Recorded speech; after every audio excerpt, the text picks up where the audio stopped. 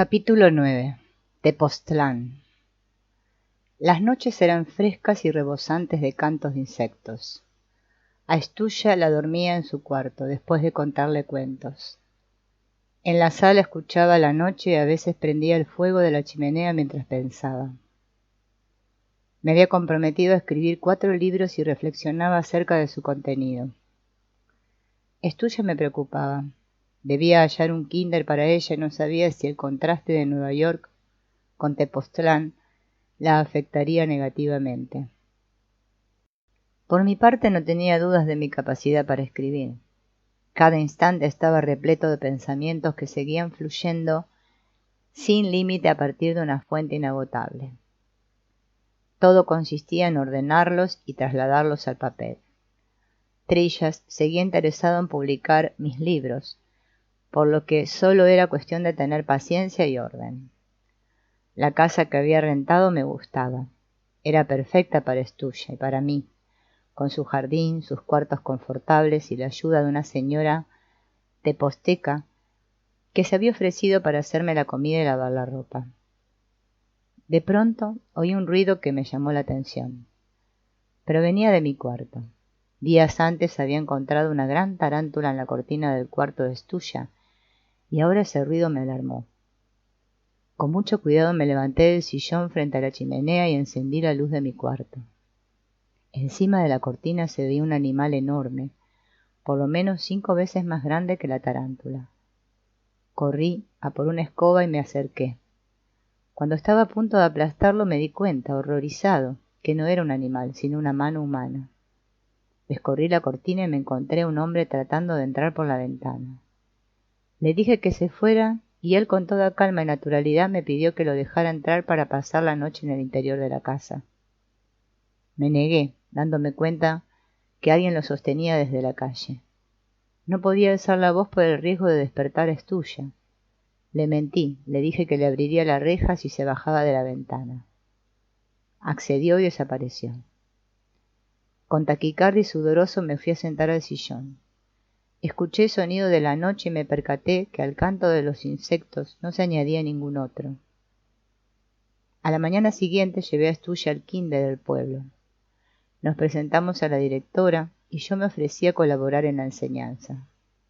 Admitieron a Estuya y a mí me permitieron dar una clase todas las mañanas. Caminábamos de la mano a las 8 de la mañana, atravesando las calles de Tepoztlán, en medio del canto de cientos de cigarras, las que hacían oscilar el camino, como si este fuera un túnel de vibraciones ensordecedoras. Así llegábamos al kinder. Yo les contaba cuentos a los niños y después me iba a caminar por las montañas que rodean Tepoztlán. Llevaba conmigo una flauta y desde la montaña veía los techos rojizos de las casas y alcanzaba a oír los gritos lejanos del mercado. Escribí un cuento que refleja ese período de mi vida y que reproduzco al final del libro. Lo titulé Interna. A las 12 del día pasaba por Estuya, la que me relataba lo que había aprendido. Admiraba a mi hija por su valor y capacidad de adaptación. No se quejaba de nada, excepto de los vecinos que no querían jugar con ella y que tenían la piel muy oscura. Empecé a escribir una novela acerca de un personaje hipotético, Alejandro Sisto. Trataba acerca de la vida contemporánea vista desde el futuro. Nos criticaban y se sorprendían por nuestras costumbres. Alejandro Sisto había sido nuestro líder después de la tercera gran catástrofe. Él había ayudado a la humanidad a renacer a partir de las ruinas radiactivas. Después de comer, Estuya se iba a jugar y yo a escribir. Así pasaban las semanas en la calma tepozteca. Dentro de su vegetación profusa y de sus calores largos, sostenidos por los cantos de los insectos. Una tarde me vinieron a buscar 2 mujeres. Eran hermanas y provenían de Argentina. La mayor, Rice, escuchó con atención un resumen de mis vivencias en los últimos meses. Su interés parecía tan genuino que me hizo emocionar y comencé a explicarle las hipótesis del campo neuronal. Me tomó de los hombros y me zarandeó. «¿Mejor hazme el amor a mí?» Y no a las palabras, me dijo, dejándome helado. Prácticamente me arrastró hacia la calle. Según ella, yo debía conocer a una pintora llamada Rita, con la que seguramente congeniaría. Llegamos a una casa rodeada de cafetos espesos. Parecía un bosque encantado, lleno de olores y algunas plantas de hojas gigantescas. Nos recibió una mujer bellísima, alta, de pelo rubio muy largo. Pintaba cuadros perfectos junto a una chimenea gigantesca. Era norteamericana y vivía con sus 2 hijos. Su esposo había muerto en un accidente. Inmediatamente me cautivó. Junto a la chimenea nos sentamos a platicar durante horas. Me saturé de la energía que irradiaba Rita. Nunca había conocido a alguien como ella. La visitaba todos los días y nuestras pláticas no tenían fin. Ella veía seres extraños que la venían a visitar a su casa. Se posaban junto a su chimenea y gigantescos la observaban, mientras ella hacía lo mismo, fascinada por la aparición. Rita hablaba de lugares remotos, pueblos encantados, en planicies elevadas a las que no había acceso. Yo le explicaba mis ideas acerca del cerebro. Poco a poco mi mundo se transformó. Sin darme cuenta me introduje en un universo lleno de magia y sucesos extraños que no podía explicar. Mi hija, sin embargo, me mantenía en la tierra.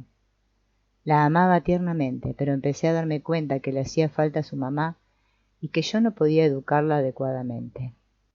Una mañana me vinieron a visitar unos estudiantes de la universidad.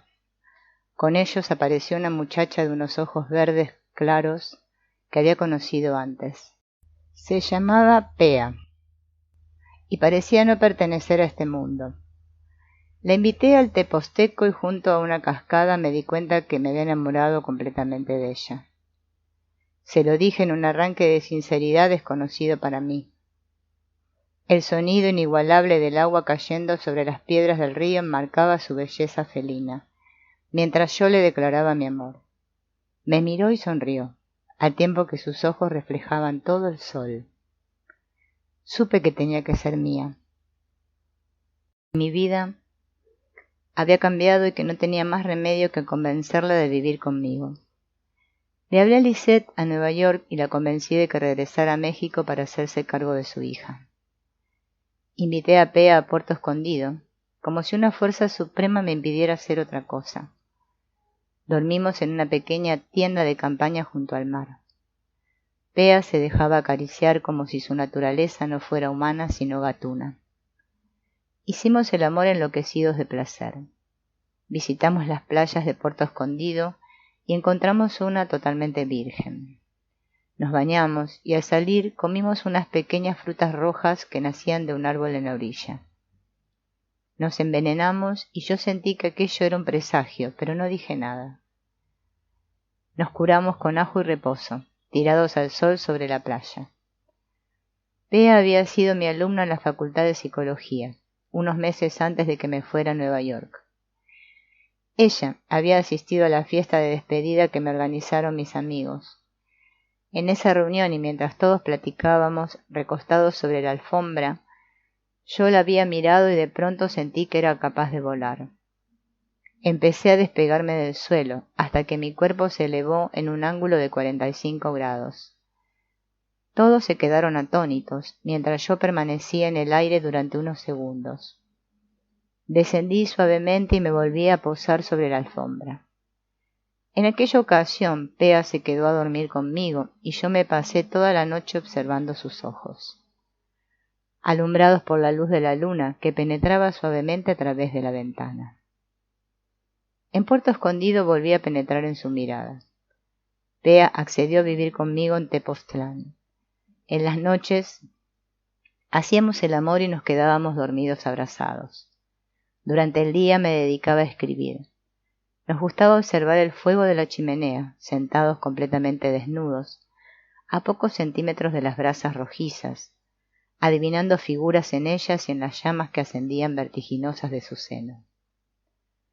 Aquellas llamas desafiaban la gravedad, tal y como yo lo había hecho. La visión de sus movimientos encendidos, de su vertiginoso palpitar alejándose de la tierra, me provocó el pensamiento que su carácter antigravitatorio debía estar asociado a la extraordinaria cantidad de información que contenían. En mi búsqueda acerca del origen de la experiencia, había llegado a la conclusión de que el cerebro activaba un campo energético hipercomplejo, que debía ser parecido a aquellas llamas. Algo en ese campo neuronal podía ser capaz de ejercer una influencia antigravitacional, y eso explicaría mi vuelo. Intuí que ese algo tendría que estar asociado a un incremento de información, y me dispuse a intentar repetir la experiencia de volar. Compré un colchón inflable y le conecté un delgado tubo de plástico transparente. Lo llené de agua coloreada y me acosté en él. Durante semanas observaba el nivel del agua y trataba de modificarlo provocando cambios en mi conciencia. Pea me miraba incrédula. Fracasé. Me di cuenta que Pea no soportaba las incongruencias. Yo había publicado varios libros atacando las estructuras sociales restrictivas y homogeneizantes, y defendía mis puntos de vista ante Andrea, la que empezó a criticarme al notar que mucha de mi conducta no correspondía con mis ideas. Me propuse volverme perfecto, pero perdía la paciencia y me desesperaba. Una noche le hablé del ser y mi anhelo por llegar a un estado de perfección. Ella no me entendió, criticó la denominación ser y la consideró derivada de una fantasía. La miré asombrado y confundido. Estaba seguro que ella pensaba igual que yo, y de pronto me di cuenta que la había idealizado demasiado. Como un cuchillo al rojo desperté de un sueño y recordé a Estuya. La había dejado por esta mujer que no comprendía lo que para mí era lo más sagrado. Estuve a punto de pedirle que se fuera, pero me contuve. Era demasiado tarde. No me di cuenta que en ese momento había decidido pagar la culpa terrible que tenía. Algo en mí se aterrorizó y sin entender lo que me pasaba callé. Era mi madre y Estuya, ambas con el mismo nombre y con el mismo destino. Era yo un monstruo y debía sufrir. Viajamos a Huatla en compañía de unos amigos. Comimos hongos acostados en el piso de una choza de paredes de palo, por los que se filtraba la luz de la luna llena. A los pocos minutos empecé a sentirme raro y decidí caminar por la sierra. Me levanté y, mareado, salí al exterior. Casi perdido regresé a la choza y me acosté junto al cuerpo de Pea.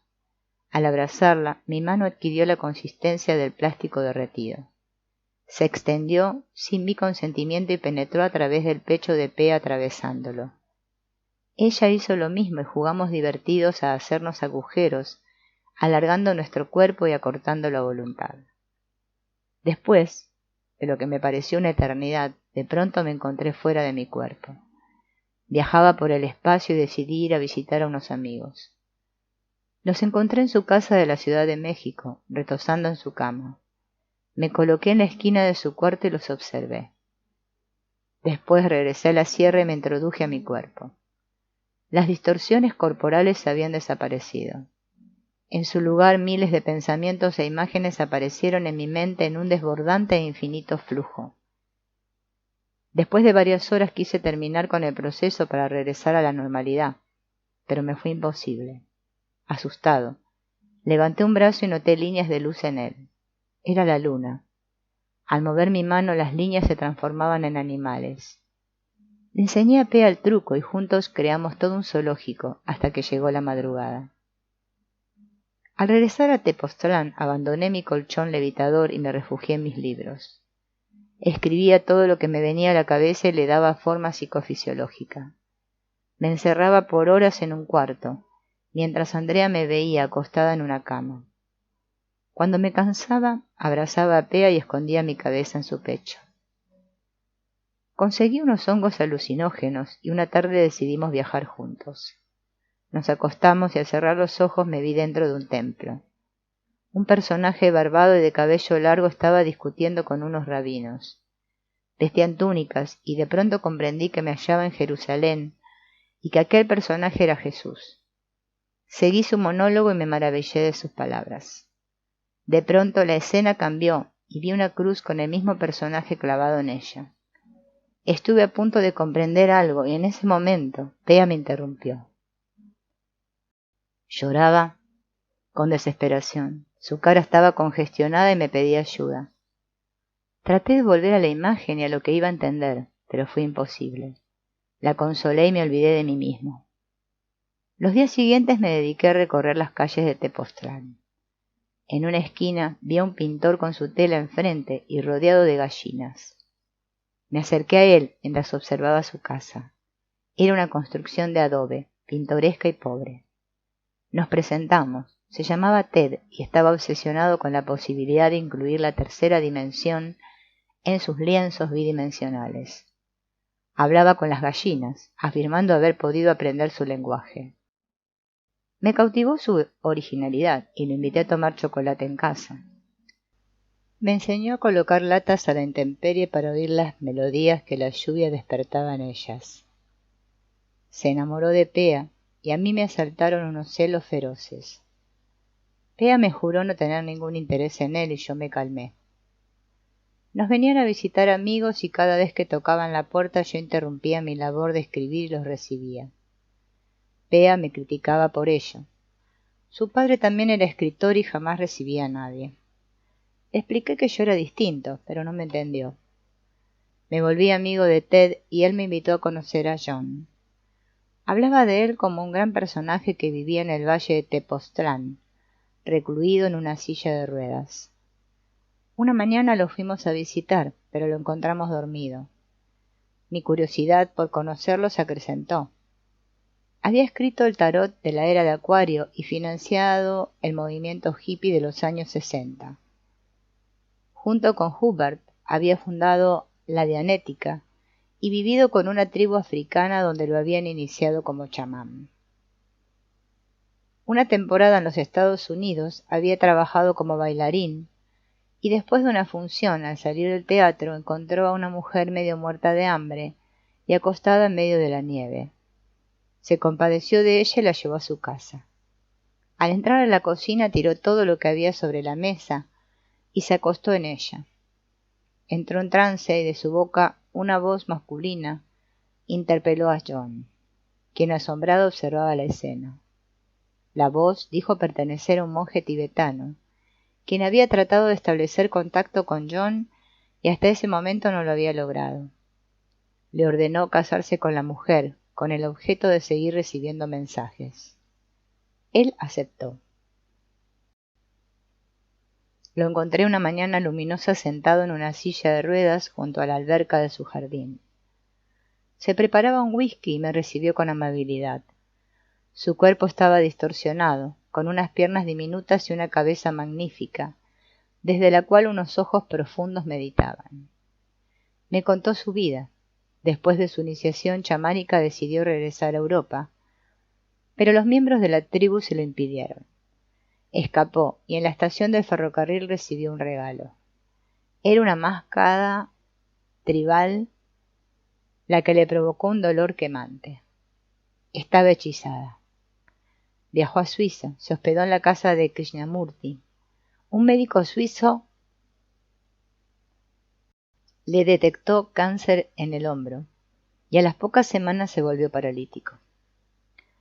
El tarot lo había escrito recibiendo mensajes dictados por una ouija. Me cautivó. Le pregunté acerca de la existencia de la conciencia, explicándole que yo pensaba que su aparición era el resultado de la interacción de dos fuerzas. Me miró molesto. Solamente existe el uno, me dijo, traspasándome con sus palabras. Me volví su discípulo y admirador. Llevé a Pea a conocerlo, sin embargo ella no resistió su energía. Me advirtió que en él residía el mal. Después supe que era homosexual y alcohólico. A Ted le presté unos prismáticos para que pudiera dibujar detalles del teposteco. No lo volví a ver en varios días. Una madrugada llamaron a la puerta de la casa, segundos después de que ésta se cimbró por las oscilaciones de un terremoto, cuyo epicentro había ocurrido en Chile. Era Ted. Venía sudoroso y se apresuró a entrar. Me mandó cerrar la puerta con prontitud y al hacerlo vi la silueta de un hombre y una luz proveniente de una lámpara de mano. Me contó que había sido secuestrado por unos agentes federales, los que al ver el prismático lo consideraron sospechoso de narcotráfico. Le vendaron los ojos y lo torturaron durante 3 días y 3 noches, quemándolo con cigarros encendidos. Le exigían confesar. Ted era ateo, pero a las 72 horas le pidió ayuda a Dios. Vio unos ángeles descender hacia sus captores, los que lo dejaron en libertad. Ya no quería vivir en Tepoztlán. Lo llevamos a la casa de los padres de Pea, quienes lo ayudaron a retornar a su país. Después supe que vivía en el subsuelo de Nueva York alimentándose de ratas. Me regaló su primer cuadro tridimensional, en el cual una luna llena se asomaba iluminando un árbol de ciruelos. Pea y yo nos mirábamos a los ojos mientras hacíamos el amor. El placer era indescriptible y la belleza de Pea infinita. Sin embargo, nuestras pláticas comenzaron a ser redundantes. Yo no me atrevía a volver a hablar del ser, y en cambio oía a Pea discurrir acerca de aspectos de la realidad totalmente intrascendentes. Le decía que aquello era superficial y ella defendía su mundo. Me empezó a ahogar y sustituí mi frustración con la compra de un jeep. Nos vinieron a visitar los amigos que yo había ido a observar fuera de mi cuerpo. Hicimos una excursión por el Teposteco. Encontramos estatuas de caras gigantescas esculpidas en las rocas. Supimos que no eran naturales, porque en una de ellas descubrimos ladrillos armados dentro de una mezcla pétrea. Les toqué la flauta. Me había vuelto un experto con ella. Giraba sobre mí mismo mientras veía las líneas de las montañas.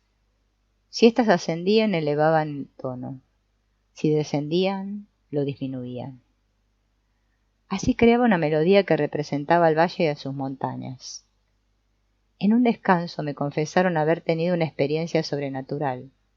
Un día, hacía 2 semanas, mientras estaban acostados en su cama, una luz había aparecido en su cuarto. La luz parecía estarlos observando mientras flotaba en una de las esquinas. Les pregunté por la fecha del acontecimiento y me di cuenta que coincidía con la del viaje a Huatla. En el jeep, Pea y yo viajábamos observando el paisaje y hablando de la belleza de las nubes y la coloración del cielo. En la sierra de Oaxaca encontramos un pueblito encantador, San José del Pacífico. En medio de una neblina mágica y al pie de los pinos de montaña volvimos a viajar con hongos. De nuevo me introduje en escenas fantásticas, acompañado de las nubes mientras Pea volvía a llorar pidiendo auxilio. Yo no comprendía la razón de su sufrimiento. Intuía un vacío terrible en su alma y de nuevo la abracé y la extraje de su abismo con todas mis fuerzas. Le dije que todo estaba bien, que el mundo era bello, que nada había tan terrible y logré hacerla sonreír. Me miró agradecida y rió. Volví a menudo a San José del Pacífico con y sin Pea. En una ocasión decidí hablar con las nubes. Me senté en la ladera de una montaña, desde la cual se veía un paisaje magnífico lleno de pinos, picos de montañas y nubes reptando entre laderas y valles. Todo estaba unido y yo formaba parte del paisaje. Entablé un diálogo con las nubes, las hormigas, los mosquitos y las montañas y escribí mi experiencia en el prólogo del libro, El despertar de la conciencia, el cual reproduzco en la sección de narraciones. El escrito fue hecho durante la experiencia real e intenta introducir al lector al mismo estado de conciencia del cual surgió. Nos vendieron 2 cabañas y decidimos volver a menudo a ellas. En el viaje de retorno pasamos en medio de una cañada rodeada de montañas. Traíamos con nosotros unos prismáticos. Algo en la atmósfera pesaba. Parecía que alguien nos estaba observando. Paré el jeep y me bajé a investigar.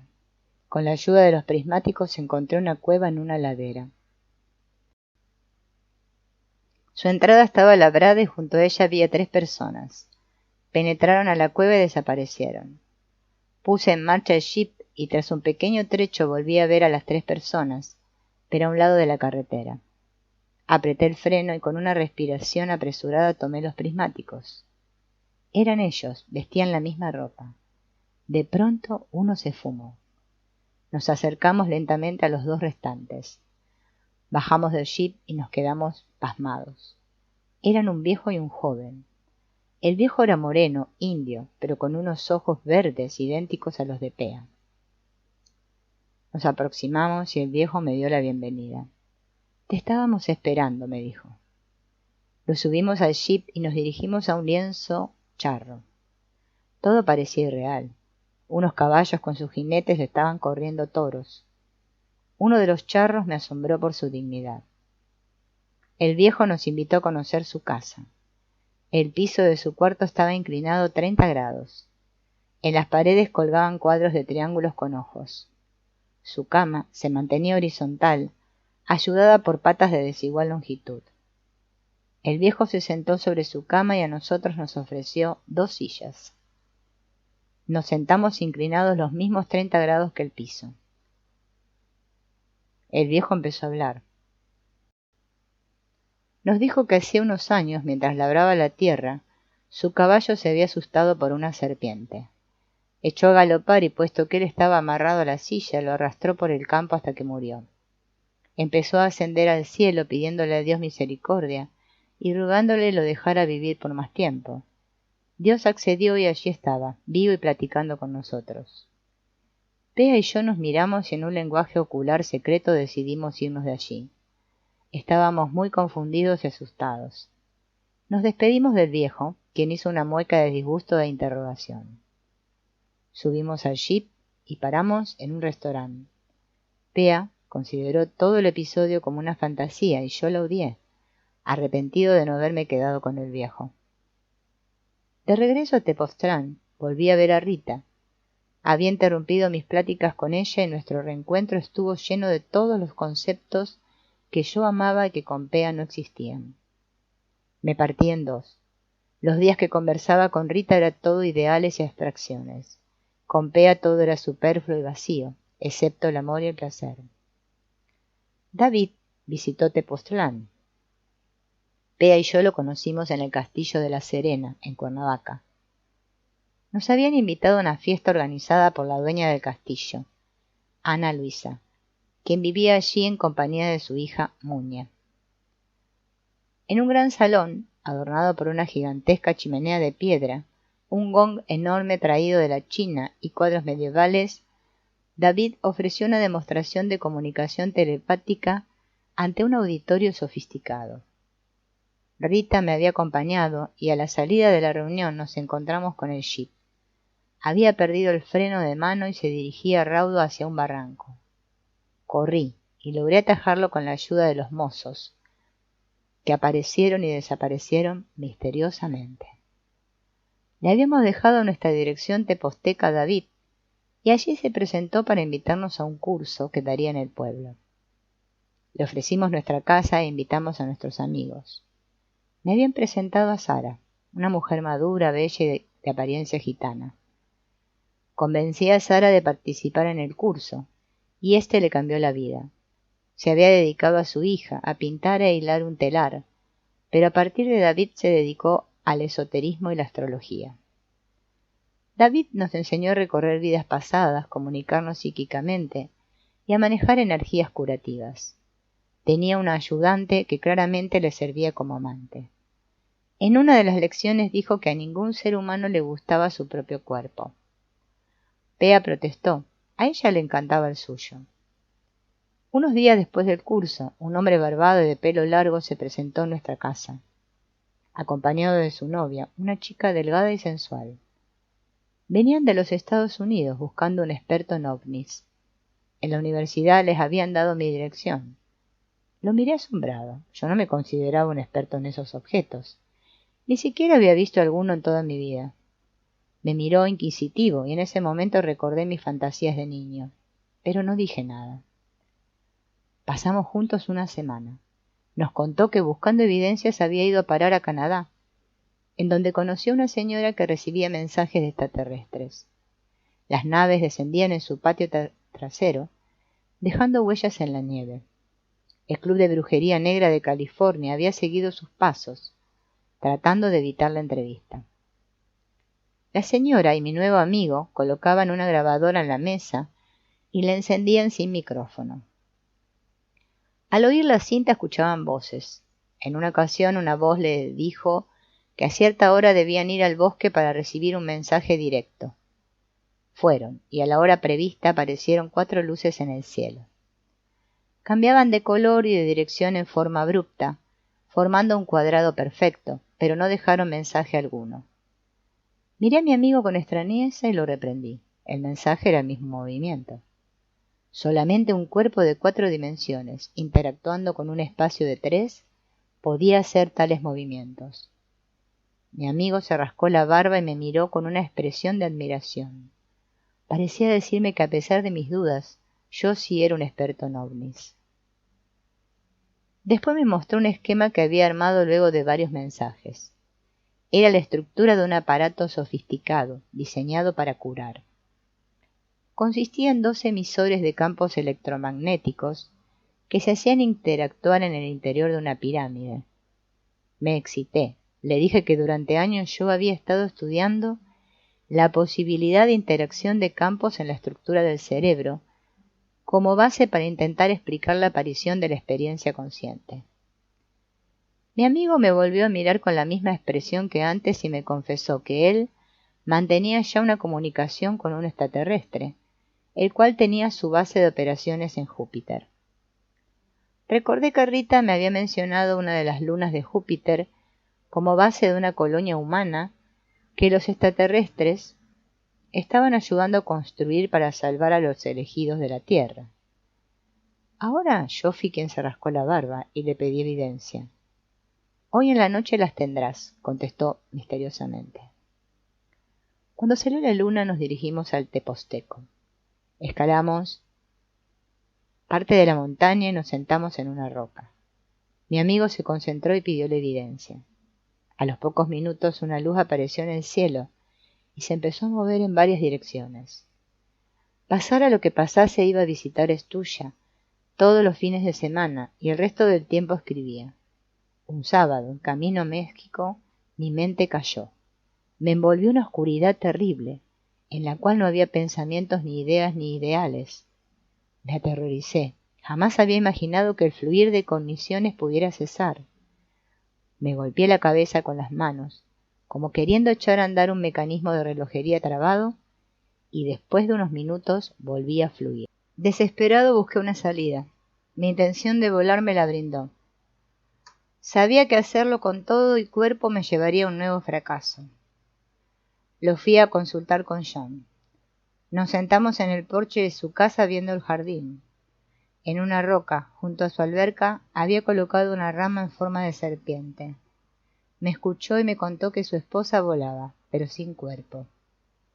Su técnica consistía en visualizar su cuerpo enrollándose sobre sí mismo, hasta constituir un ovillo diminuto en la zona de la cabeza.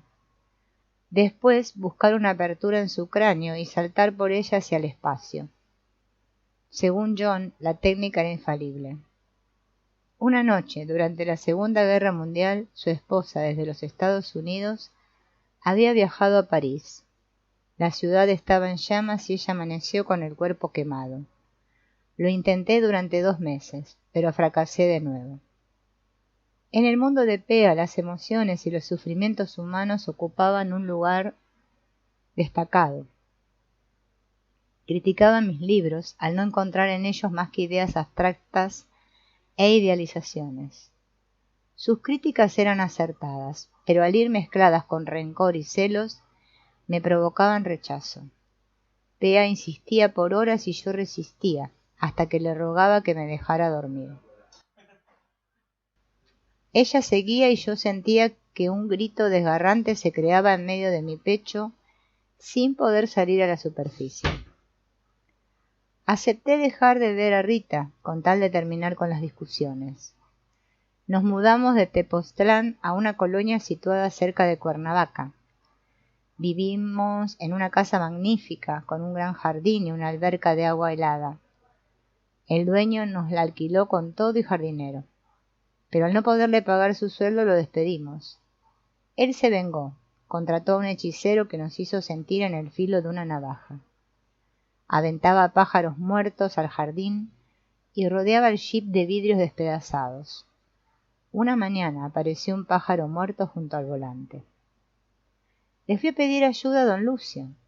Lo había conocido unos meses atrás, pero ya no lo visitaba porque Pea me lo había prohibido. A ella le parecía falso y engreído. Para mí, en cambio, era un gran maestro, chamán y director del linaje de los graniceros del estado de Morelos.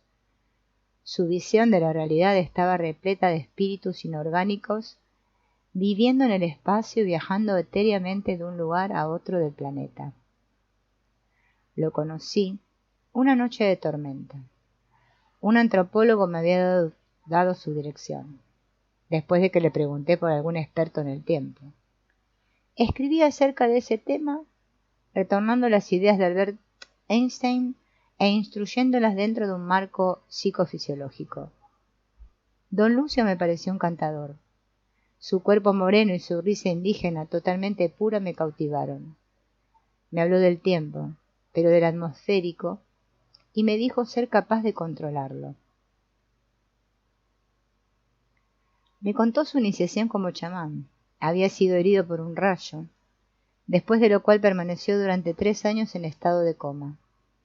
Su cuerpo no se movía, pero su espíritu viajaba con los trabajadores del tiempo, los que le enseñaron a curar con hierbas, a manejar el rayo y las tormentas. Me fascinó su mundo y le pedí ser iniciado en él. Durante una ceremonia mágica prendió 12 velas y solicitó a los trabajadores del tiempo me guiaran y protegieran. Le conté las maniobras del jardinero y prometió ayudarme a rechazar su influencia.